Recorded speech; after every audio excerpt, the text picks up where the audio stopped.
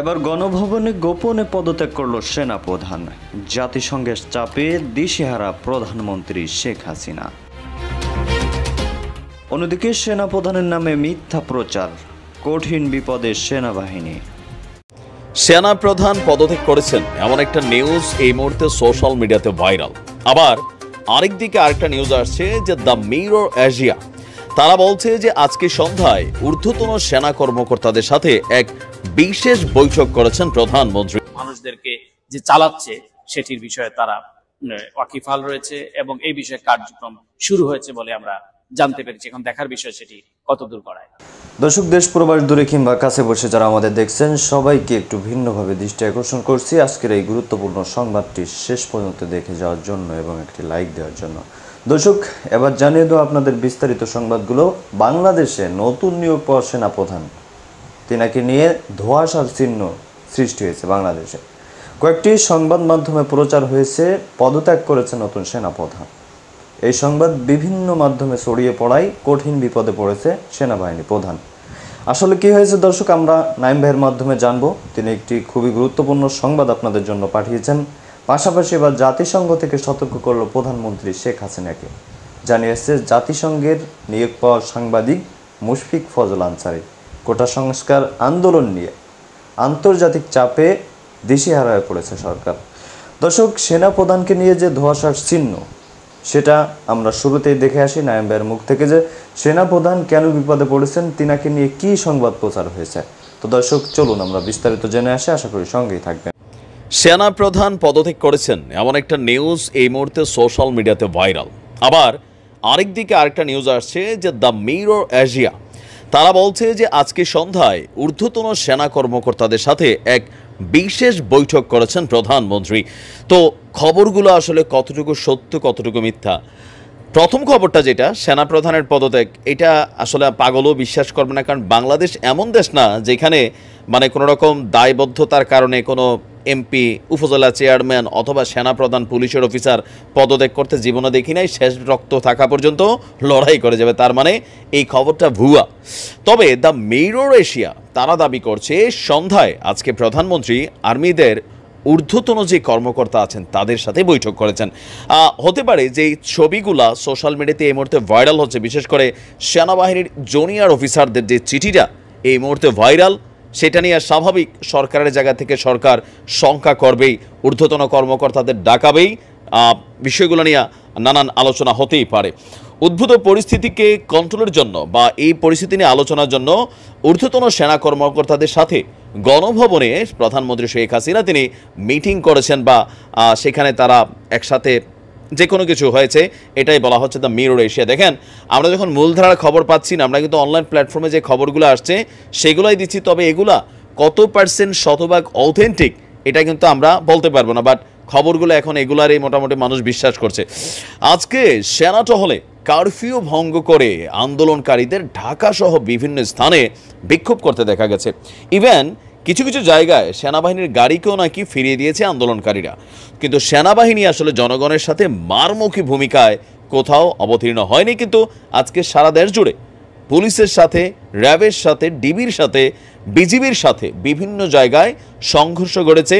Police সদস্য নিহত হয়েছে, জনগণ নিহত হয়েছে, রাষ্ট্রীয় সম্পদ আগুন দিয়ে জ্বালাই দেওয়া হয়েছে, এরকম নানান ঘটনা কিন্তু ঘটেছে।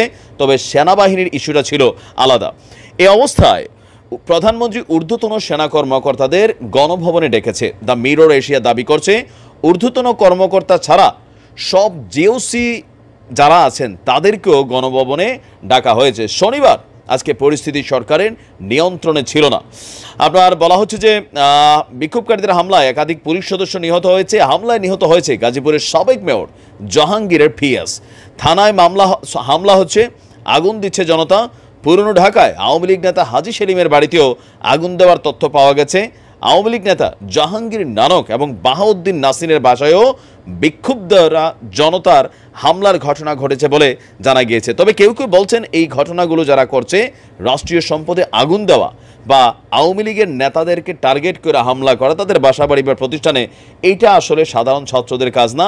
এখানে বিরোধী যে রাজনৈতিক শক্তিগুলো আছে তারা এই আন্দোলনের সাথে মিশে গেছে, তারা এই ধরনের ঘটনাগুলো ঘটাচ্ছে। বিশেষ করে বাসে আগুন, ট্রেনে আগুন, মেট্রো রেল আগুন দিয়ে জ্বালাই দেওয়া, বা পুলিশের গাড়িতে আগুন, আজকে শুনছি রংপুরের ডিবি কার্যালয়ে আগুন। এই যে আগুনের ইস্যুটা প্লাস হত্যার ইস্যুটা প্লাস আওয়ামী লীগ নেতাদের বাড়িঘর টার্গেট করা হামলা করা, এগুলোকে সাধারণভাবে নিচ্ছে না আপনার কি বলে যে সরকার। তারা মনে করছে এটাতে বিরোধী রাজনৈতিক দলগুলো একত্রিত হয়েছে। এর পাশাপাশি আমরা যদি দেখি আজকে সারাদিন মোটামুটি সেনাবাহিনী ছাড়া বাকি জায়গাগুলোতে ভালোই প্রটেস্ট হয়েছে, তবে সেনাবাহিনী সব জায়গায় কিন্তু নামে নাই। এখানে হইতে পারে যে একজন ম্যাজিস্ট্রেট তিনি বিসিএস ক্যাডার অফিসার, বাট একজন লেফটেন্যান্ট কর্নেল, একজন কর্নেল, একজন মেজর, তাদেরকে যখন নির্বাহী ক্ষমতা ছাড়া ম্যাজিস্ট্রেট এবং পুলিশের আন্ডারে, পুলিশ কমিশনারের আন্ডারে বিভিন্ন জায়গায় দায়িত্বের জন্য বলা হচ্ছে, স্বাভাবিকভাবে কিছুটা তো সেনাবাহিনীর ইগো প্রবলেম কাজ করবেই, এটা করাই স্বাভাবিক। অথবা সরকার মনে করছে যে এখন যদি আর্মিকে ফুল পাওয়ার দিয়ে দেওয়া হয়, তাহলে লাস্ট যে সিনটা আমরা দেখছিলাম যে 1/11 হয়তোবা আবার এমন দৃশ্য ঘটতে পারে। তো সব কিছু মিলিয়ে এখন এই খবরগুলো আমরা যেগুলো দিচ্ছি, এগুলো আসলে কতটুকু সত্য কতটুকু মিথ্যা জানি না, বাট অনলাইনে নিবন্ধিত একটা পত্রিকা কিনাও তাও জানি না, দ্য মিরর এশিয়া, তারা নানান ধরনের তথ্য দিচ্ছেন। এটা কি আসলে কার পত্রিকা, কোনো নিরপেক্ষ পত্রিকা নাকি কোনো ধরেন বিরোধী দলীয় পত্রিকা বা সরকার দলীয় পত্রিকা, আই ডোন্ট নো। সরকারের উচিত ইন্টারনেটকে খুলে দেওয়া, তাহলে মানুষ সঠিক তথ্যগুলা সরাসরি বাংলাদেশ থেকে আমরা দেখতে পেলাম। মানে চালাচ্ছে ছাত্রদের উপরে, তাদেরকে তুলে নিয়ে যাচ্ছে, তুলে নিয়ে গিয়ে ডিবি হেফাজতে রেখে নির্যাতন করে, তাদের মোছলেখা আদায় করে, তাদেরকে দিয়ে একটি বিবৃতি পাঠ করিয়ে আবার সরকার নিয়ন্ত্রিত মিডিয়াতে সেটা প্রচার করছে। তো এই বিষয় এবং শেখ হাসিনা যে দেখামাত্র গুলির নির্দেশ দিয়েছেন এবং সেই অর্ডারগুলি তারা ক্যারি আউট করছে, এইসব বিষয়ে স্টেট ডিপার্টমেন্ট কি করছে? তিনি আবারও স্টেট ডিপার্টমেন্টের ডেপুটি মুখপাত্র, আজকে মূল মুখপাত্র, প্রধান মুখপাত্র, তিনি সফরে আছেন সেক্রেটারি ব্লিংকেনের সঙ্গে।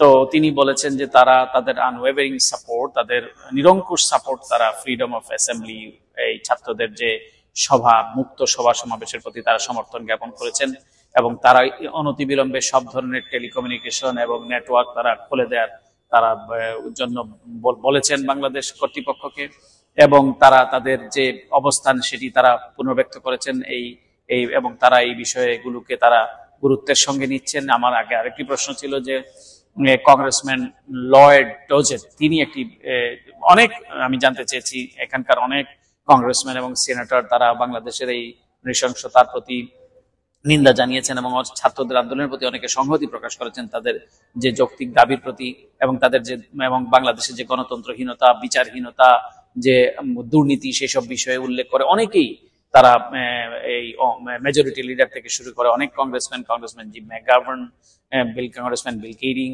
আলেকজান্দ্রিয়া ওকাসিও, আমি অনেকে দেখেছি। আমার জানবার ছিল যে এই যে কংগ্রেসম্যান একটি শক্ত তিনি টুইট করেছেন শেখ হাসিনাকে সন্ত্রাসী হিসেবে উল্লেখ করে। শেখ হাসিনা যেহেতু বলেছেন যে যারা এই আন্দোলন সংগ্রাম করছে তারা সন্ত্রাসী, তিনি বলেছেন যে তারা সন্ত্রাসী নয়, শেখ হাসিনা সন্ত্রাসী, এবং সন্ত্রাসী শেখ হাসিনার বিরুদ্ধে বাইডেন অ্যাডমিনিস্ট্রেশন শক্ত ব্যবস্থা নেওয়ার জন্য তিনি জোর দাবি জানিয়েছেন, বাইডেন অ্যাডমিনিস্ট্রেশনের প্রতি স্যাংশন আরোপ করার দাবি জানিয়েছেন। আমি সেটি দৃষ্টি আকর্ষণ করে স্টেট ডিপার্টমেন্টের উপপ্রধান মুখপাত্র বেদান্ত প্যাটেলের কাছে জানতে চেয়েছি যে তারা এটা কিভাবে রেসপন্স করছেন। তিনি বলেছেন যে তারা কংগ্রেসম্যান এবং সিনেটরদের প্রত্যেকটি আহ্বানকে তারা গুরুত্বের সঙ্গে তারা বিবেচনা করে এবং তারা অনেক জিনিস তারা প্রায় পাবলিক করেন না, তারা প্রাইভেটলি সেটি করেন এবং তারা এই প্রশ্নগুলির এবং এই দাবিগুলির প্রতি তারা তাদের সঙ্গে যোগাযোগ স্থাপন করছেন এবং তারা আলাপ আলোচনা করছেন। সুতরাং বাংলাদেশের এখন যে ভয়াবহতা, যে নৃশংসতা চলছে,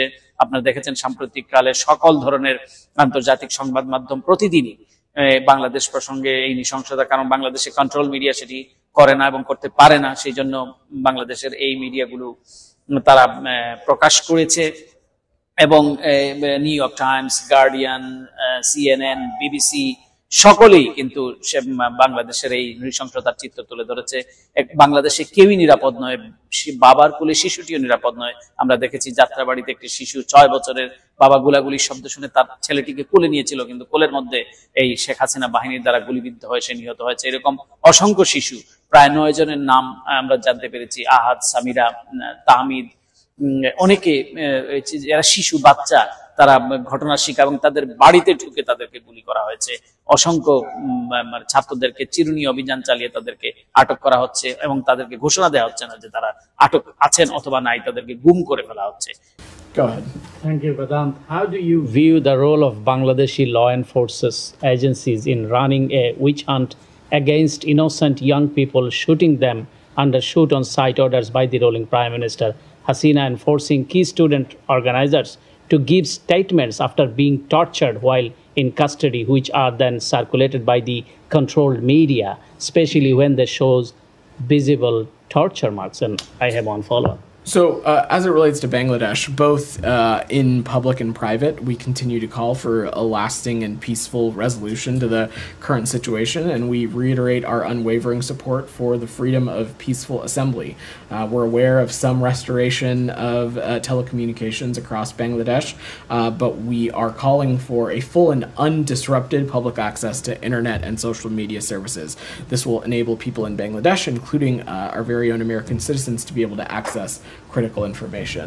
I have seen numerous members of the House of Representatives and senators expressing concern in solidarity with the student protest in Bangladesh. Congressman Lloyd Doggett described PM Hasina in Bangladesh screwed student protest as militant who deserve deadly force. The only militant is Hasina, who ordered troops in peacekeeping vehicles to attack and kill students. The Biden administration must act boldly against this repression. What is your response? So we of course support all efforts for those who want to peacefully protest, and as it relates to engagement with Congress, I'm not going to speak to specific correspondence, but we of course continue to be deeply responsive to any questions our colleagues in the Congress might have. সুতরাং যে ভয়াবহতা শেখ হাসিনা চালাচ্ছে, কিন্তু এই ভয়াবহতা করে পৃথিবীর কোন স্বৈরাচার টিকেছে বলে আমার অন্তত জানা নাই, ইতিহাস তা বলে না। সুতরাং শেখ হাসিনা এই ভয়াবহতা তৈরি করে, নৃশংসতা তৈরি করে, যদি মনে করে যে কেউ এসে তাকে রক্ষা করে ফেলবে এবং তার এই ভয়াবহতার চিত্র আরো বিস্তৃত করবেন, সেটি বাংলাদেশে, এই বাংলাদেশে অন্তত সম্ভব নয়। যেই বাংলাদেশের ছাত্ররা রুখে দাঁড়িয়েছে, মৃত্যু ভয়কে উপেক্ষা করে এবং তারা সব ধরনের ভীতিকে তারা বড় আঙ্গুল দেখে, বৃদ্ধাঙ্গুল দেখে তারা তাদের অভিষ্ট লক্ষ্যে পৌঁছার জন্য এগিয়ে যাচ্ছে, এবং সেই সঙ্গে তাদের প্রিয় শিক্ষকরা অনেকে সম্পৃক্ত হয়েছেন, তাদের বাবা মারা, গার্জিয়ানরা। সুতরাং নিশ্চয়ই এই আন্দোলন, তাদের এই যাত্রা বিফল হবার নয়। এই পর্যন্তই। আবার ইংলিশে আমরা আবার একটি শো করব, এটি আমি এবং আমার আরেক কলিগ তাকে সহ, সুতরাং সেটি দেখার। আপনাদের স্বাগত জানাই আমার কথা শুনবার জন্য। আজকে আমি আমার কথা বলতে চাই না, আমি এর আগের ভিডিওতে বলেছি যে গোটা দুনিয়ায় বাংলাদেশের সাম্প্রতিক ঘটনা প্রবাহ নিয়ে মোটামুটিভাবে এক ধরনের যৌক্তিক বিশ্লেষণ, মোটামুটিভাবে সঠিক তথ্য উপাত্তের ভিত্তিতে প্রতিবেদন প্রকাশিত হচ্ছে। বাংলাদেশে কিছুটা গণমাধ্যমের স্বাধীনতার সংকট আছে, কারো কারো ভাষায় অনেকটাও আছে, কারো কারো ভাষায় কিছুটা, আমি আমার ভাষার কথা বলছি না, এবং জনগণের এক ধরনের আস্থাহীনতা আছে বাংলাদেশের গণমাধ্যমের উপরে। বিশ্বাসযোগ্যতার একটা সংকট আছে। সেই সংকট কেন তৈরি হয়েছে, কিভাবে সেটা অতিক্রম করা যাবে, সেটি নিয়ে আমরা ভবিষ্যতে কথা বলার চেষ্টা করব। আজকে আমি গত 23 জুলাই এই সাম্প্রতিক যে কোটা আন্দোলন, তার প্রেক্ষিতে ক্র্যাকডাউন, হতাহতের ঘটনা, হত্যাযজ্ঞ, ধ্বংসযজ্ঞ, এর মধ্যে যুক্তরাষ্ট্রের প্রভাবশালী সংবাদপত্র দ্য নিউ ইয়র্ক টাইমস একটি লেখা প্রকাশ করেছে। সেই লেখাটি আপনাদের সামনে খানিকটা তুলে ধরতে চাই। তারা কি বলতে চেয়েছে। মুজিব মার্শাল নিউ ইয়র্ক টাইমসের হয়ে এই লেখাটি লিখেছেন। শিরোনামটির বাংলা করলে যেটা দাঁড়ায় যে ক্র্যাকডাউন বাংলাদেশের প্রধানমন্ত্রীর জন্য একটা বড় চ্যালেঞ্জ তৈরি করেছে। এটা নিউ ইয়র্ক টাইমসের বিশ্লেষণ। অনেকে এটা নিয়ে কথাবার্তা কিছুটা বলেছেন যে এর অনেক যৌক্তিকতা আছে এই বক্তব্যের। যুক্তরাষ্ট্রের শীর্ষ দৈনিক, এবং শুধু শীর্ষ না, সার্কুলেশনের অর্থে প্রভাবশালীও নিউ ইয়র্ক টাইমস বাংলাদেশের চলমান যে কোটা আন্দোলন এবং এটিকে কেন্দ্র করে সহিংসতা নিয়ে একটা বিশ্লেষণে বলছে যে এবারের বিক্ষোভে কমপক্ষে 150 জন নিহত হয়েছে, এবং প্রধানমন্ত্রী শেখ হাসিনার ক্ষমতায় আসার পর এটি এখন পর্যন্ত তার জন্য সবচেয়ে বড় চ্যালেঞ্জ তৈরি করেছে। 23 তারিখ পর্যন্ত নিউ ইয়র্ক টাইমস এটাকে 150 জন বলেছে, কিন্তু আমরা ইতিমধ্যেই জানি যে এই সংখ্যাটা, অর্থাৎ নিহতের সংখ্যা যারা হত্যাকাণ্ডের শিকার হয়েছেন, সংখ্যাটা 200 পেরিয়ে গেছে। ইতিমধ্যেই 6-7 হাজারের মতো গ্রেপ্তার হয়েছে, অসংখ্য মামলা হয়েছে, সেগুলো আমরা কম বেশি সবাই জানি। যাই হোক, আমি আবার নিউ ইয়র্ক টাইমসের প্রসঙ্গেই যাই। তাদের কথা অনুযায়ী যে আমি যেটা বলছিলাম একটু আগে, যে গত 23শে জুলাই নিউ ইয়র্ক টাইমসের সংবাদ বিশ্লেষণে বলা হচ্ছে যে যারা বাইরে থেকে দেখছেন তাদের জন্য বাংলাদেশের প্রধানমন্ত্রী শেখ হাসিনা একটি আকর্ষণীয় গল্প উপস্থাপন করেছেন। তিনি বিশ্বের সবচেয়ে দীর্ঘকালীন মহিলা সরকার প্রধানদের মধ্যে একজন, আর রঙিন শাড়ি পরা এমন একজন ধর্মনিরপেক্ষ মুসলিম যিনি ইসলামিক জঙ্গিবাদের বিরুদ্ধে লড়াই করেছেন, লক্ষ লক্ষ মানুষকে দারিদ্র্য থেকে বের করে এনেছেন এবং ভারত ও চীন উভয়কেই তার পাশে রেখেছেন। নিউ ইয়র্ক টাইমস এভাবে বলবার চেষ্টা করেছে। তারা আরও বলছে যে কিন্তু এই আপাত দৃষ্টিতে সাফল্য এসেছে একটি ভারী মূল্য দিয়ে। বিগত 15 বছরে শেখ হাসিনা তার কর্তৃত্বকে গভীরভাবে সংহত করেছেন এবং 17 কোটি মানুষের এই জাতিকে বিভক্ত করেছেন। যারা তার ক্ষমতার রিংকে চুম্বন করেছিল তাদের পৃষ্ঠপোষকতা, ক্ষমতা এবং দায় মুক্তি দিয়ে পুরস্কৃত করা হয়। আর যারা ভিন্ন মতাবলম্বী তাদের ভাগ্যে জোটে দমন, পীড়ন, সীমাহীন আইনি ঝামেলা ও কারাবরণ, যেটা আমি খানিকটা একটু আগেই উল্লেখ করেছি যে কী পরিমাণ মানুষ গ্রেপ্তার হয়েছেন, মারা যারা গেছেন তো গেছেনই, হাজার হাজার মানুষ আহত হসপিটালে, এবং কী পরিমাণ মামলা হচ্ছে। নিউ ইয়র্ক টাইমসের বিশ্লেষণে বলা হচ্ছে যে এই মাসে যে টেকসই প্রতিবাদ বাংলাদেশকে আন্দোলিত করেছে তা হলো নিরঙ্কুশ ক্ষমতার জন্যে হাসিনার ফর্মুলার বিরুদ্ধে একটি প্রতিক্রিয়া। এটি এমন এক রক্তাক্ত ক্র্যাকডাউন যাতে কমপক্ষে 150 জন প্রাণ হারিয়েছে, যা টানা 4র্থ মেয়াদে প্রধানমন্ত্রী হওয়ার কয়েক মাস পরেই তার আধিপত্যের জন্য এখন পর্যন্ত সবচেয়ে বড় চ্যালেঞ্জ তৈরি করেছে। বিশ্লেষণে নিউ ইয়র্ক টাইমসের বিশ্লেষণে বলা হয়, সরকারি নিরাপত্তা বাহিনী এবং শেখ হাসিনার দলের ক্যাডারদের কর্মকাণ্ডের সহিংস প্রতিক্রিয়া দেশকে নৈরাজ্যের দ্বারপ্রান্তে পৌঁছে দেয়। এরপর কারফিউ জারি করা হয়, সামরিক বাহিনী রাস্তায় টহল দেয়, হেলিকপ্টার প্রায় উপরে চক্কর দেয়, ইন্টারনেট বন্ধ করা হয় এবং ফোন কল গুরুতরভাবে সীমিত করা হয়। এই ক্র্যাকডাউনকে কূটনীতিক এবং বিশ্লেষকরা এমন নৃশংসতা বলে অভিহিত করেছেন যে সাম্প্রতিককালে বা সাম্প্রতিক দশকগুলোতে বাংলাদেশে নজিরবিহীন ছিল। কূটনীতিক এবং কর্মকর্তারা বলছেন যে কমপক্ষে 150 জন নিহতের সংখ্যা একটি রক্ষণশীল ফিগার। স্থানীয় সংবাদপত্র মৃত্যুর সংখ্যা বাড়িয়েছে 200-র কাছাকাছি, আর ছাত্র বিক্ষোভের নেতারা বলছেন যে সংখ্যা সম্ভবত, অর্থাৎ নিহতের সংখ্যা সম্ভবত তার কয়েক গুণ। যুক্তরাষ্ট্রের এই দৈনিক নিউ ইয়র্ক টাইমসের প্রতিবেদনে বলা হয়, মিসেস হাসিনা তার সেবায় প্রতিটি বাহিনীকে। তো দর্শক দেখলেন খুবই গুরুত্বপূর্ণ কয়েকটি প্রতিবেদন।